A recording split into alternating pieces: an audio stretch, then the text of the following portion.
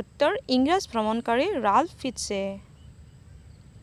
19 নম্বৰত দিয়া আছে কোচ ৰাজ্য বা কামৰূপ কিমান চনত মোগলৰ অধীন হয়?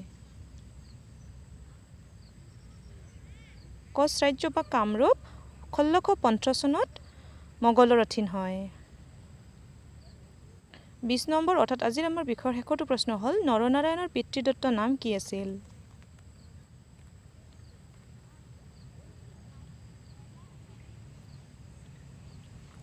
উত্তৰ মল্লদেৱ। নৰনাৰায়ণৰ পিতৃদত্ত নাম হ'ল মল্লদেৱ। বন্ধুসকল আজি ভিডিঅ'টো চাই কেনেকুৱা পালে প্লিজ কমেণ্টত জনাব। লগতে যদি ভিডিঅ'টো চাই ভাল লাগিলে তেতিয়াহ'লে বন্ধুবৰ্গৰ সৈতে শ্বেয়াৰ কৰিব। লগতে যদি চেনেলটো ছাবস্ক্ৰাইব কৰা নাই তেতিয়াহ'লে ছাবস্ক্ৰাইব কৰিব। লগতে কাষতে থকা ঘণ্টাটো দবাই দিব যাতে মোৰ আগন্তুক ভিডিঅ'ৰ নটিফিকেশ্যন আপোনাৰ তাত পটককৈ যাই পায়। তো ভিডিঅ'টো শেষলৈকে চোৱাৰ বাবে বহুত বহুত ধন্যবাদ থাকিল।